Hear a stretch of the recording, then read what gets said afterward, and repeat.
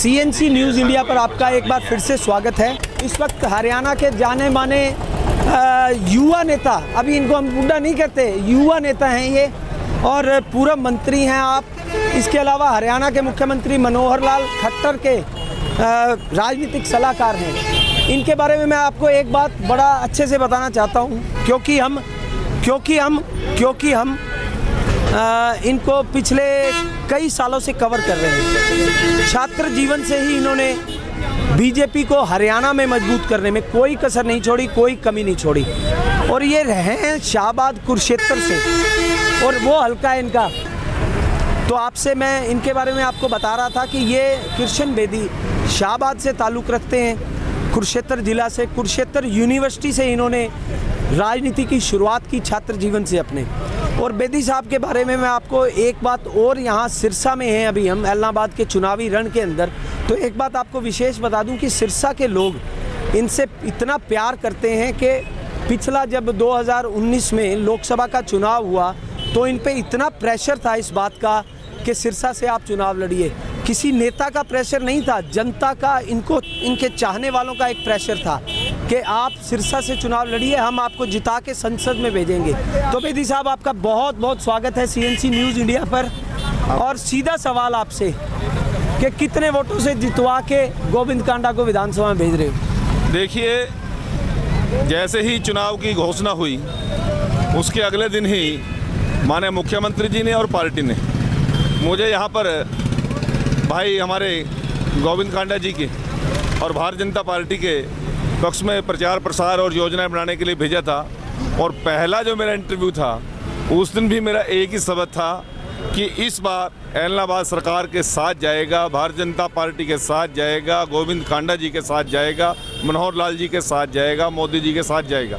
शायद उस समय कुछ लोगों को वहम था कि ये संभव नहीं है, परंतु आज मैं दोबारा 27 तारीख को आपके माध्यम से, सीएनसी न्यूज़ के माध्यम से मैं कहना चाहता हूँ कि 2 तारीख को जब 11 और 12 बजे रिजल्ट क्लियर हो जाएगा, गोविंद कांडा एलनाबाद विधानसभा से भारतीय जनता पार्टी का पहला विधायक हो। थोड़ी सी कड़वी बात कह रहा हूँ कि अभय सिंह चौटाला से आपका कुछ प्रेम ज़्यादा ही है और अब तो और ज़्यादा हो गया, क्योंकि आप यहाँ से जितवा के सबसे बड़ा रोल आपका रहने वाला है यहाँ की जीत में, गोविंद कांडा की जीत में, एलनाबाद की जीत में, भाजपा की जीत में सबसे बड़ा रोल आपका रहने वाला है। और आपको मैं ये दावे के साथ कहता हूँ कि आप जीत के जा रहे हैं और उसके बाद तो आपका प्यार और ज़्यादा बढ़ जाएगा। तो क्या कभी अभय सिंह चौटाला से डर नहीं लगता आपको? देखिए, चौधरी अभय सिंह चौटाला जी पिछली विधानसभा में विपक्ष के नेता थे। मैं माननीय मनोहर लाल जी की सरकार में सामाजिक न्याय अधिकारिता मंत्री था। बहुत बार चौधरी अभय सिंह चौटाला जी और हमने विधानसभा में कई मुद्दों पर बातचीत हुआ करती थी, परंतु बात रही भय की और डर की। भय लोकतंत्र के अंदर किसी व्यक्ति का नहीं हुआ करता है, भय होता है हमेशा जनता जनार्दन का। और जनता जनार्दन ने हमें एक ही बात डेमोक्रेसी के अंदर सिखाई है। भीमराव डॉक्टर BR अम्बेडकर जी इस बात को संविधान में लिख के गए हैं कि कोई किसी व्यक्ति के अधिकारों का हनन नहीं कर सकता। ये देश डेमोक्रेसी के अंदर भय नाम का कोई स्थान नहीं है। और आज हम मोदी जी की और मनोहर जी की, ओम प्रकाश धनखड़ जी और JP नड्डा जी की सेना के हम कार्यकर्ता हैं, सिपाही हैं। और भारतीय जनता पार्टी का कार्यकर्ता किसी झूठे भय और फ्रेम में डरा नहीं करता। मैं आप लोगों के सामने एक बात कहता हूँ, हमने कई बार ताऊ देवीलाल जी के साथ उनकी सरकार बनाने में योगदान दिया। ओम प्रकाश चौटाला जी गठबंधन में जब हमने उनसे सहयोग किया वो मुख्यमंत्री बने, और जब हमने हाथ खींचे वो लोग 47 से 8 पे आए। और आज स्थिति ये है कि इंडियन नेशनल लोकदल का कोई नाम लेने वाला विधानसभा में आदमी है नहीं। एक था, वो झूठे अहंकार के कारण, झूठे घमंड के कारण, झूठे किसी बात को लेकर वो रिजाइन देकर आ गया। और आज उसके दिल में एक बात जरूर बैठ गई होगी, और संभवतः वो आदमी अपने औलाद को कह के जाएगा, भाई जीतने के बाद रिजाइन देने की गलती मत कर देना, मैं एक बार गलती करी थी, एलनाबाद आना मेरी फड़क मेट दी। एक वैसे मतलब अगर जो लोग बुद्धिजीवी होंगे वो शायद इस बात को समझेंगे कि कल जो भी कुछ हुआ, हो सकता है ये मेरा अपना नज़रिया है, गलत भी हो सकता है, कोई बड़ी बात नहीं है, लेकिन मैं अपना नज़रिया रखने से कभी पीछे नहीं हटता। कल दुष्यंत चौटाला और गोविंद कांडा के प्रोग्रामों में एलनाबाद शहर में जो कुछ भी हुआ, मेरी गाड़ी का शीशा आगे से आप देख रहे होंगे क्रैक है, मेरी ये जो गर्ल्स रिपोर्टर हैं उनके साथ में फिज़िकली छेड़छाड़ हुई। मतलब क्या ये किसान है या कोई शरारती तत्व? देखिए, मैंने बहुत लंबा इंटरव्यू दिया था। मैं एक बात कहना चाहता हूँ, जिस समय माननीय सर्वोच्च न्यायालय ने एक बात तय कर दी थी कि 1.5 साल के लिए इन कृषि कानूनों को हम स्टे कर रहे हैं, उसके बाद किसान आंदोलन का कोई तात्पर्य रह नहीं गया था। माननीय सर्वोच्च न्यायालय के ऊपर इनको विश्वास नहीं, चुनी हुई केंद्र की सरकार पे इनको विश्वास नहीं, विधायकों द्वारा चुनी बनाई गई सरकार पे इनको विश्वास नहीं। लोकतंत्र में विश्वास करने के अलावा और कौन सा फार्मूला है? बात है कृषि कानूनों की और डांस करते हैं पाकिस्तान की जीत पर। आप ये सोच लीजिए किस मानसिकता के लोग हैं। मैं आप तो यहाँ एलनाबाद की बात करें, हमारी बेटियों के साथ मैन हैंडलिंग और इन्होंने इस प्रकार का व्यवहार किया। आप मुजफ्फरनगर के अंदर जो किसान रैली थी, आज तक चैनल की हमारी बहुत वरिष्ठ एंकर हैं, क्या नाम मैडम? अंजना ओम कश्यप जी और शायद त्रिपाठी जी के साथ भी उन्होंने किस प्रकार का व्यवहार किया था। उनको एक मकान में भागकर छुपकर अपना मान सम्मान बचाना पड़ा था। ये आज जिस प्रकार से अराजकता फैलाने वाले कुछ लोग बिना झंडे और बिना डंडे किसान की वर्दी के अंदर पूरे देश को वो काबिज करना चाहते हैं, पूरे देश पे कब्जा करना चाहते हैं। मैं ये कहता हूँ, जब उन लोगों को लगता है कि कानून चुनी हुई सरकार ने बनाए हैं, तो वो लोग इलाहाबाद चुनाव में बाई इलेक्शन लड़ते, चुनाव में जीत के आते और चुनाव में जीत के आने के बाद और वो कानून बदल देते। ऐसी कौन सी बात है कि आज सड़कें जाम करके चुनाव लड़ेंगे नहीं? बीजेपी हत्यारी है, फलाने लोग हत्यारे हैं। अरे मैं आप लोगों के माध्यम से कहना चाहता हूँ कि 9-10 महीने के अंदर हमारी केंद्र की सरकार ने और हमारी प्रदेश की सरकार ने कोई बल प्रयोग नहीं किया, परंतु यदि हमारे नागरिकों को, हमारी बहन बेटियों को इस प्रकार से ये लोग प्रताड़ित करना चाहते हैं, डराना चाहते हैं, भयग्रस्त करना चाहते हैं, ये कतई बर्दाश्त नहीं किया जाएगा। इन लोगों से हमारा एक ही निवेदन है कि किसान की लड़ाई लड़िए, लोगों को इस प्रकार से अपमानित करने का काम मत कीजिए। ये डेमोक्रेसी है, जनता जनार्दन देख रही है और जनता जनार्दन ने पहले इनको सत्ता से बाहर निकाला, फिर अब घर बिठाने का काम ये जनता जनार्दन और एलनाबाद के स्वाभिमान लोग करने जा रहे हैं। क्या किसान, क्योंकि मैं भी ज़मींदार परिवार से हूँ, हम भी खेती करते आए हैं, हमारे बुजुर्गों ने भी खेती की है, हांसी से हूँ मैं, मेरा पैतृक गांव हांसी है। आज भी हमारी ज़मीन पे उसी तरह से काम हो रहा है जैसे दादा परदादा के टाइम से होता था। क्या ये किसान है जो दिहाड़ीदार को, मजदूर को, दुकानदार को, जिसके घर में, मजदूर के घर में चूल्हा नहीं जला, जिस दुकानदार की कल बोनी नहीं हुई, इनके कारण कि इन्होंने सारे रोड को जाम कर रखा था, लोगों में एक भय था, क्या ये किसान है जो किसी को नहीं समझ? मैं आप लोगों के माध्यम से बात करने आया हूँ, एलनाबाद के जागरूक मतदाता से बात करने आया हूँ, एलनाबाद की चौधर से बात करने आया हूँ, एलनाबाद के किसान मजदूर से ये बात करने के लिए आया हूँ, एलनाबाद के युवा से, एलनाबाद की बेटियों से, एलनाबाद की बहनों से, एलनाबाद की माताओं से।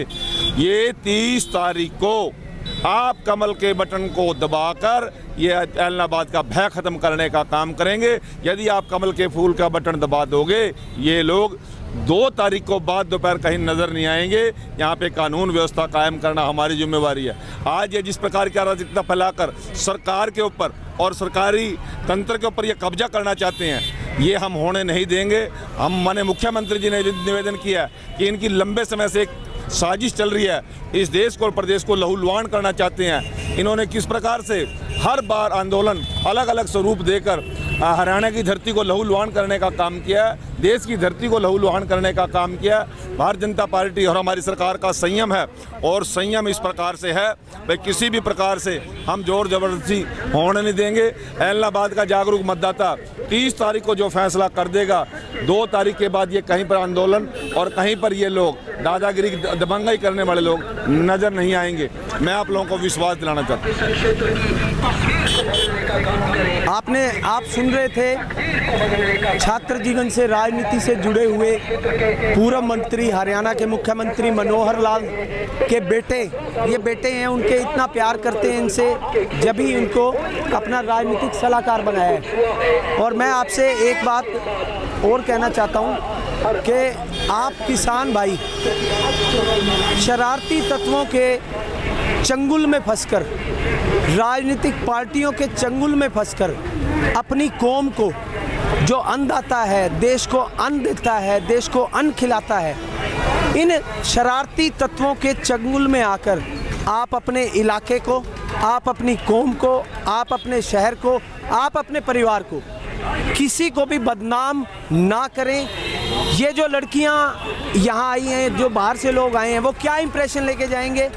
मुड़ के वो यही कहेंगे कि भाई हरियाणा में मत जाइयो, किया इलाहाबाद वालों ने। नहीं, मैं आपको बताना चाहता हूँ, इनके मैम का जवाब दिया हरियाणा के लोगों ने, इनके कंडेले कांड का जवाब दिया हरियाणा के लोगों ने, इनके नरवाना के जातियों का जवाब दिया।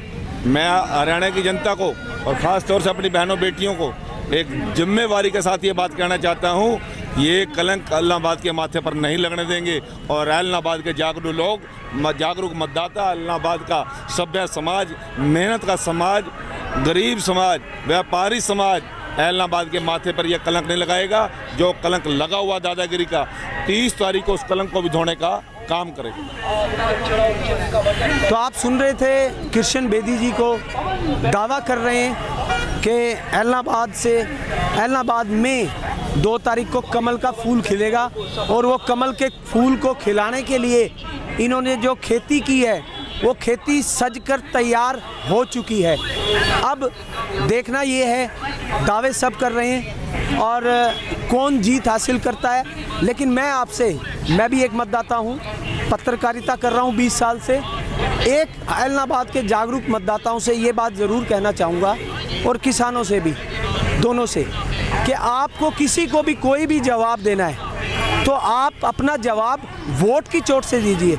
आपको सरकार पसंद नहीं है, आप सरकार की उस नापसंदी का जवाब आप अपने वोट के बटन से दीजिए। आपको कोई आवश्यकता नहीं है कि आप लोगों को थ्रेट करें, आपको कोई आवश्यकता नहीं है कि आप किसी की गाड़ी का शीशा तोड़ें, आपको कोई आवश्यकता नहीं है कि आप किसी की बहन बेटी के साथ छेड़छाड़ करें। आप अपने इलाके को बदनाम करने की बजाय सरकार में हिस्सेदारी लाइए, विकास में हिस्सेदारी लाइए, विकास करवाइए। 20 साल से ये इलाका दुर्दशा का दंश झेल रहा है, 20 साल से। तो आप अगर चाहते हैं कि आपके परिवार का, आपके शहर का, आपके गांव का, आपका गली का, आपका मोहल्ले का विकास हो, आपका परिवार समृद्ध हो, आपका इलाका समृद्ध हो, तो आप अपने विवेक से वोट दीजिए। किसान भाई, मैं किसान हूँ, लेकिन ये नहीं चाहता कि किसानों की आप इलाहाबाद में ऐसी हरकत करके पूरे हिंदुस्तान में किसानों की बदनामी करिए। तो आप इसी तरह CNC न्यूज़ इंडिया के साथ जुड़े रहिए। इसके बाद आगे मिलते हैं कहीं किसी और ऐसे नेता के साथ, कोई आपकी बात करवाते हैं। आपके जो भी सवाल हों, आप हमें हमारे इस WhatsApp नंबर पे भेजें, हम उन सवालों को आपके नेताओं से पूछेंगे। तो लगातार CNC न्यूज़ इंडिया के साथ बने रहिए। आपका बहुत बहुत धन्यवाद।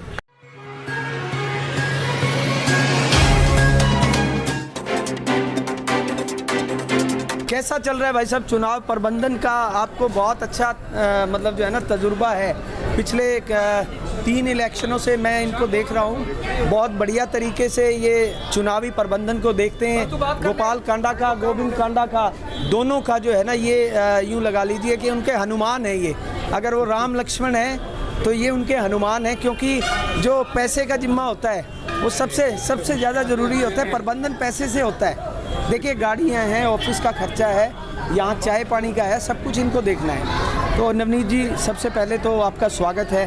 कैसा चल रहा है चुनाव प्रचार? बहुत बहुत धन्यवाद। चुनाव प्रचार बहुत ढंग से चल रहा है। हम 100% जीतेंगे और 10,000 वोटों से जीतेंगे। आप देख ही रहे हो कितनी भीड़ है और कितनी रैलियाँ हो रही है। सब हमारी 1 to 1 कामयाब है, 1 to 1, और 101% कामयाब है। इसका रिजल्ट आपको अब शनिवार को ही पता लग जाएगा।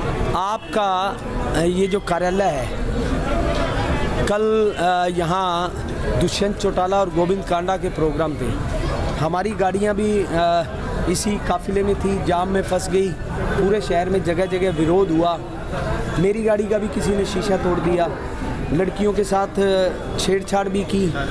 मैं आपसे एक बात जानना चाह रहा हूँ, मेरा पर्सनल मत है, हो सकता है मैं गलत हूँ, कि क्या किसान को ये नहीं पता कि वोट की चोट से ही आप सरकार बदल सकते हैं? और क्या ये शरारती तत्व हैं या ये किसान हैं? भाई साहब, ये बिल्कुल शरारती तत्व है। किसान बिल्कुल अपना शांतिपूर्वक प्रदर्शन कर रहा है, इसमें ये विरोधी पार्टियों की शरारत है। किसान कोई नहीं कर सकता, ऐसा काम कर नहीं सकता। उनके अपने भाई हैं, उनकी अपनी बहनें हैं, वो उनके साथ नहीं कर सकते। लेकिन ये सारी विरोधी पार्टियां हैं, ये ही उनको उकसा के उनके बीच में शरारती तत्व भेजकर उनसे ये काम कार्य करवाया जा रहा है। हम 7 तारीख से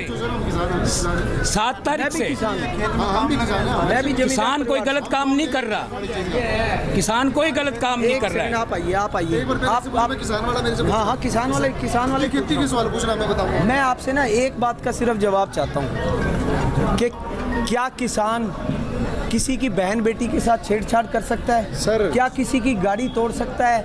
क्या किसी दिहाड़ीदार की या किसी दुकानदार की मजदूरी मार सकता है? कल ये जो सब कुछ हुआ, पूरा दिन हो सकता है कई लोगों के घर में कल चूल्हे ना जलें, हो सकता है कई दुकानदारों की बोनी ना हुई हो, तो क्या लगता है आपको, क्या ये किसान थे कल? सर, जो किसान होगा वो ऐसी अच्छी हरकत नहीं करेगा। किसान नाम पे ये जो लोग आए हुए हैं, ये दबा है, और ये जेन्युइन में कोई किसान नहीं है। आप रिपोर्टिंग कर रहे हो, आप रिपोर्टिंग के दौरान देखना, वही 10 चेहरे आपको इलाहाबाद दिखाई देंगे, वही पोटका दिखाई देंगे, वही ममेरा दिखाई देंगे। ये कोई किसान नहीं है, ये किसानों के नाम पे ओछी राजनीति कर रहे हैं। ये सब इनेलो वालों के वर्कर हैं, मेनली इन लोग हैं, कोई कांग्रेस के नहीं है। इन पार्टियों ने हमारे विरुद्ध, बीजेपी के विरुद्ध भड़का रखा है लोगों को, और कोई भी ऐसा किसान नहीं है जो ऐसी अच्छी हरकत करेगा, बहन बेटियों को छेड़ेगा या जो गाड़ियों के शीशे तोड़ेगा। अब कल कह रहे हैं उन्होंने अच्छी हरकतें की, बच्चियों को उन्होंने परेशान किया, गाड़ियों के अंदर हाथ मार रहे थे शीशा तोड़ तोड़ के, तो उसके लिए हम शर्मिंदा हैं। हम किसान होने के नाते, किसान जो बिरादरी ये कर रही है नाम पे, उस नाम से हम शर्मिंदा हैं कि हम किसान बदनाम होते जा रहे हैं इस आंदोलन के चक्कर में। आपको मैं एक बात बताऊं, मेरा स्टाफ दिल्ली से, बॉम्बे से और चंडीगढ़ से आया हुआ है। 20 लेडी स्टाफ है मेरे पूरी सीएनसी के अंदर, उसमें से 5 लड़कियों ने तो सिर्फ इसलिए मना कर दिया कि जी हम किसान आंदोलन चल रहा है और वैसे भी हरियाणा है, हम नहीं जाएंगे। ठीक है। और दूसरी बात, शायद वो जो मुरथल में कांड हुआ था जाट आरक्षण आंदोलन के दौरान, वो लड़कियां भी नहीं भूल पा रही हैं, जैसे मैं यही तो बताना चाह रहा हूँ, रेप केस हुए। यही तो बताना चाह रहा हूँ, ये किसी का विरोधी पार्टियों का है। उस टाइम भी विरोधी पार्टियों का था, आज भी विरोधी पार्टियों का है। ये चाह रहे हैं कि हम जीत की तरफ अग्रसर हो रहे हैं, तो इसलिए वो बीच में रोड़ा अटका रहे हैं। चलिए, ऐसा है कि हम अभी कांग्रेस के दफ्तर में भी जाएंगे, इनेलो के में भी जाएंगे, तो इनका जो आरोप है, वो आरोप का जवाब हम इनेलो से लेंगे कि आखिर क्या उन्होंने ये जो आरोप लगाया कि वो जो किसान हैं, जो वो 10 चेहरे हैं, जो इलाहाबाद में भी वही, सिरसा में भी वही, तो क्या वो आपके हैं? पता लगता है कि वो क्या जवाब देते हैं। बाकी जनता पर फैसला है। मैं फिर किसान भाइयों से, सब मैं जमींदार परिवार से हूँ, मैं फिर किसान भाइयों से यही निवेदन करूँगा कि इन शरारती तत्वों के चक्कर में आके अपने आप को, अपनी इस कौम को, अन्नदाता हैं आप, अपनी इस कौम को बदनाम मत करवाइए। बहन बेटियों के साथ छेड़छाड़ करवाना, गाड़ियों के शीशे तोड़ना, दिहाड़ीदार मजदूरों की घर जो चूल्हे नहीं जले कल, उसके बाद में जिनकी दुकानदारों की बोनी नहीं हुई कल, उनकी जो बद्दुआ है, उनकी जो हाय है, वो किसे लगेगी? और आप सब इलाहाबाद विधानसभा क्षेत्र के 77 गाँवों से और इलाहाबाद शहर से मैं सभी मतदाताओं से एक बात ज़रूर कहूँगा कि किसानों का जो भी आंदोलन चल रहा है, उनकी जो भी मांगे हैं, वो आप देखें कि क्या आपको वो जायज़ हैं, नाजायज़ हैं, आप उनके हक़ में हैं, आप उनकी खिलाफत में हैं। आप अपने अगर आप किसानों की फेवर करना चाहते हैं तो सरकार के खिलाफ वोट दीजिए, किसानों की फेवर नहीं करना चाहते तो आप किसानों के खिलाफ में और सरकार के पक्ष में वोट देकर अपने इलाके के विकास के लिए, क्योंकि इलाके का विकास तब होता है जब आपका विधायक विधानसभा में बैठा हो और विधानसभा में बैठ के आपके हक की बात करे, ना कि इधर उधर की बातें। ठीक है जी, आप क्या कहना चाह रहे हैं? अब जो किसान कर रहे हैं, अगर सरकार से बाहर रहते हैं, राजनीति में नहीं आते हैं, तो राजनीति के बगैर किसी चीज़ का समाधान नहीं होता। ये जो मैं पत्रकार हूँ, 20 साल से पत्रकारिता कर रहा हूँ और मेरा परिवार 75 से पत्रकारिता कर रहा है। मैं आपको एक बात बड़े दावे से कह रहा हूँ, किसानों के नाम पे राजनीति हो रही है। मैं कहता हूँ यूपी खुद राजनीति करें, हाँ करें, किसने मना किया? हर यही इंसान बताना चाह रहे हैं, अगर आपको विरोध करना, आप अपना वोट मत दीजिए, किसानों की पार्टी बनाओ, किसान अपनी वोट पावर का इस्तेमाल करो ना। वोट ना देना, इंडिया में सबसे मेन देखिए वोट ना देना कोई हल नहीं है। आप वोट दीजिए, आप सरकार के पक्ष में दीजिए या सरकार के खिलाफ में, पक्ष या विपक्ष में दीजिए। आप वोट दीजिए, ना देने के लिए नहीं, पक्ष वोट दे के आप लेकिन किसी खड़ा वोट होने का दे के सभी आप को हक है, विवेक से चुनाव लड़ने का सभी को हक है। चुनाव मैं भी लड़ सकता हूँ, ये भी लड़ सकते हैं। आप इनको वोट मत दो, इनसे आपको कोई शिकायत है, इनको मत दो। आप अपने बंदे को खड़ा करो, उसको जिताओ, विधानसभा में भेजो। चलिए इसके बाद हम मिलते हैं कांग्रेस के कार्यालय में, वहां जाकर देखते हैं। इस तरह के कल का इंसिडेंट मेरे लिए बहुत बैड एक्सपीरियंस है। मैं नहीं चाहूँगा कि भविष्य में, क्योंकि ये मेरा भी होम टाउन है सिरसा और मैं यहीं पला बड़ा हूँ, यहीं मेरी स्कूलिंग हुई है। मेरे नाम पे भी यहाँ धब्बा लग गया कि मेरे स्टाफ के साथ में जो हुआ, मेरे नाम पे भी धब्बा लगा है।